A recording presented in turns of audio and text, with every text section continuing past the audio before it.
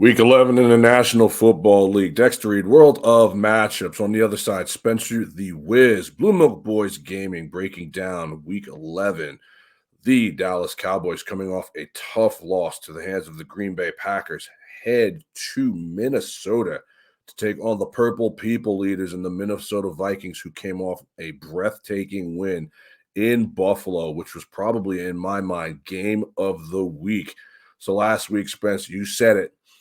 You said it to wrap up that Minnesota segment. If the Vikings win that game at Buffalo, where do we put them? And just like I told you, they are in my top 5. They have to be taken seriously at 8-1. They're home. They are looking good. The players are having a good old time coming home from these road games. Guys are playing hip hop on the plane, gold chains. Kirk Cousins is now Kirk Thugins. Justin Jefferson anoints himself the number 1 receiver in the league. They're cooking with gas. They're cooking with gas. A lot of things had to go right at the end of that game for them to win, but they did what needed to be done, and that's championship football. I think we have to start taking them seriously. Conversely now, in comes the Dallas Cowboys, who lost an absolutely egregious game. That was your best bet. I couldn't believe they lost that game. If I had any money, I would have put it all on Dallas, and I'm glad I did not, because the Packers decided they wanted to show up. This is a tricky spot because somehow, some way, at 8-1, even winning all these one-score games, the Vikings are getting 1.5 at home to Dallas. Something does sound right to me with that. Yeah. I just don't get it. I mean, I just don't understand why. If anything, they should be favored by that.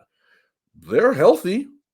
Jay Jettas is not pulling his hamstring doing the gritty. Dalvin Cook is just fine. TJ Hawkinson, nice addition. Kirk Thugins is doing what he does. I don't understand why they're home dogs. And so, obviously, I'm taking them here. I mean, I'm not going to get on and off that bandwagon. I told you if they beat Buffalo that I'm all in. I don't really love their defense, but that defense showed up in the last 2 minutes and overtime. They showed you something. Anytime a team shows me something like that and they're home dogs, I'm getting on that train. So the Cowboys come in after that bad loss. Dak is Dak. I like what they're doing. Zeke is going to play, even though I think Zeke is washed. If Mike McCarthy was smart, he would just give Tony Pollard the ball. Just give Tony Pollard the ball. Tony Pollard is so much better than Zeke. It's not even funny. But Zeke is the guy who's getting paid. And so if Jerry pays you millions of dollars, you play. That puts them at a disadvantage in my mind. That's number 1. Number 2, is CeeDee Lamb really as good as everybody hyped him up to be coming out of college, bro? He had a huge game in Green Bay for my fantasy team. Dude, For the can I first talk time about in that a for a second, by the while. way? Yeah. I lost by 0.08 points in fantasy. I had A.J. Brown. Oh, my, I can't get it. I had A.J. Brown going into that matchup between the Washington Commanders and the He Philadelphia did Eagles. nothing. I was up 10 points with A.J. Brown, and all he had was Antonio Gibson. I lose by 0.08 points coming out of that game. I can't get over that. But I was saying the only reason I thought about that is when CeeDee Lamb had that touchdown, we had went over like 130, and he scored the TD. I'm like, okay, I won my fantasy week this week. I'm up by 10 going into a game, and you lost. So The fantasy gods So are not kind. sick. Let this be a lesson to you all out there. If you think the game is over and there's still time on the clock, the game's not over, because things happen crazy AJ in Brown fantasy. gets 1 catch for 4 yards, loses Terrible, just terrible. We'll talk about AJ Brown here in a minute, but I just don't see how they're home dogs.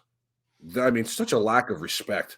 I mean, I know their home field is not tremendous, but man, they are 8-1, coming off the best win of the season for pretty much any team in the National Football League. I mean, this is a playoff. This is a battle-tested team. Kirk Cousins, while is not Mahomes or Allen or Herbert, he's earning the money that they're paying him right now. Dalvin Cook is still very, very good. The addition of TJ Hawkinson, it's up there with the Kadarius Toney addition.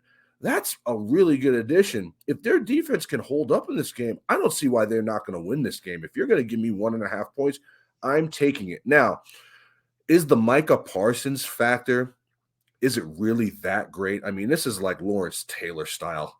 You know what I mean? Will they be able to control him? Will they be able to contain him? I mean, Christian Washington had 3 touchdowns on this defense. What do you think Justin Jefferson's going to do? They're going to have to protect Kirk Cousins. If they can do that, I think the Purple People Leaders will win this game by at least 3 to 7 points. Your thoughts? Yeah, I think the Vikings are playing this really well, and we talked about for the broadcast the whole like chain thing with Kirk Cousins. People are saying it's bad. Take a look. Think about it like this, man. The Minnesota Vikings, they've done nothing forever. It seems like Let them be happy. You have to break the cycle somehow, because what the Lions do, they just try to build upon the garbage fest that is their franchise. And I think that's what the Vikings were doing for a really long time too. And they're like, no, we got to do something completely different from what we've been doing. We have to break the cycle. The Raiders are doing the same thing. They're in a cycle where you get your hopes up, but it's always the same Raiders. They always lose in the same way. They always build their teams the same way. But now, they're like, we don't even know what the old Vikings were. And I think that's what they need. That's what a lot of these garbage franchises like the Houston Texans have to do. You know what the Houston Texans have done? They've been running like the Houston Texans since the day that their franchise was conceived. And the Minnesota Vikings finally decided to change the mold of how they do things. And now they're kind of like the hip new team in the NFL. And I think it's serving them well. They're hot.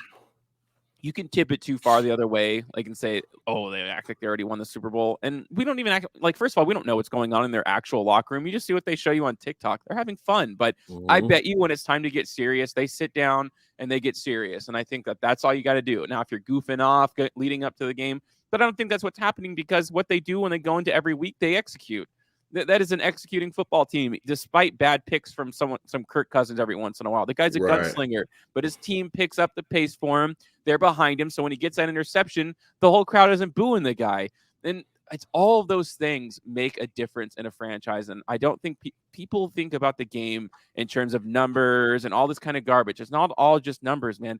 These are human beings on the field playing football. And I think that the Minnesota Vikings are the number one team this season to kind of foster that kind of energy. And clearly, like, what's the huge difference from this year to last year? Not a lot. I mean, I'm trying to think of big acquisitions. TJ Hawkinson was a big acquisition. Other than that, the team has a different staff, and they're just gelling a little bit better. Yeah, it was Kevin O'Connell, man.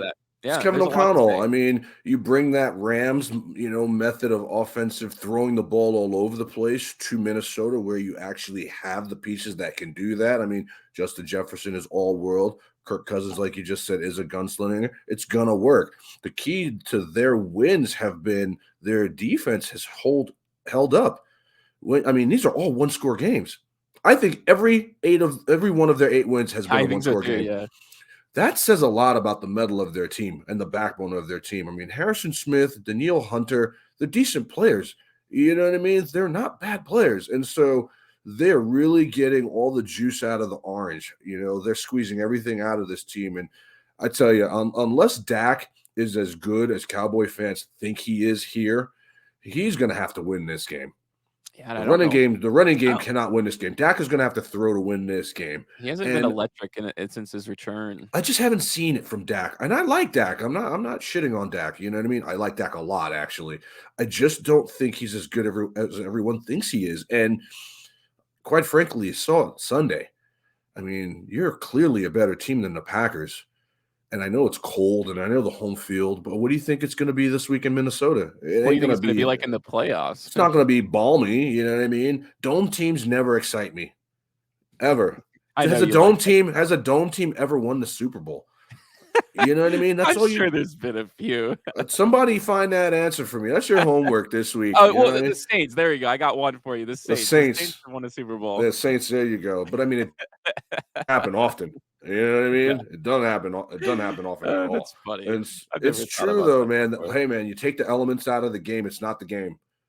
I mean, look at what's happening in Buffalo right now. Tell me the whole world wouldn't have loved to see Cleveland and Buffalo grinded out in that snowstorm Sunday.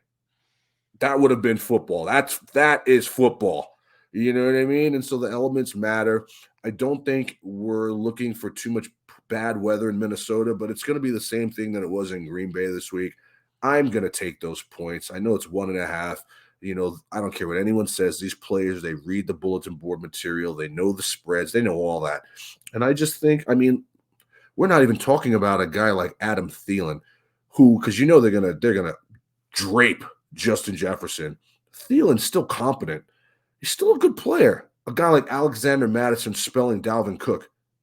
I mean, he's a starting running back on any other team. If the Dallas defense does not clamp down, they're going to definitely lose this game. I think it's their only shot to win. And I like Justin Jefferson. I like Kirk Cousins here. I like them at home with the 1.5. So that's my pick for World of Matchups in this game. It's going to be a good game. It's going to be a really good game. These are two really good teams. Yeah, and I'll also take the Vikings. I'm trying to think back of those marquee wins that the Cowboys have had. Nothing is popping into my head. They got a bunch of Cooper Rush wins versus bad teams. And granted, he won those games. So we're not discounting that. We're not taking that from you guys. Okay? Cowboy fans, don't come for us. Yeah, those we're talking about a Super Bowl caliber team. You have to say the Vikings are a Super Bowl caliber team at this point. They lost to the Eagles, and I think they needed that loss. I think, first of all, you're never going to have a perfect season. Well, Kirk Cousins under the lights is never a good thing. We all know but this. Kirk Cousins at noon is like Kirk Cousins at noon, though. Dude, Kirk Cousins looked like Joe Montana on Sunday. There's a lot of funny tweets about that. Everyone talks about it. If he's not playing in primetime, Kirk Cousins is crazy. Girl, he was going bananas. I mean, he was like literally, that offensive line did a very good job. I got to give them their props. I mean, he was rearing back and throwing the ball as hard as he could. You know, I mean, he was just like, I know Justin's down there somewhere. I'm going to just throw it up. And he was getting busy. If Kirk Cousins was smart, they would start letting him run a little bit because no one's expecting that from them. And that would add another type of weapon to the arsenal that could keep teams at bay. I love them here. I don't know why they're getting 1.5, but the NFL knows more than I do because they're sitting where they're at, and I'm sitting in my wife's office. Dexter Reed, World of Matchups. Spencer Lewis, Blue Milk Boys Gaming. Everybody enjoy the games. We'll see you.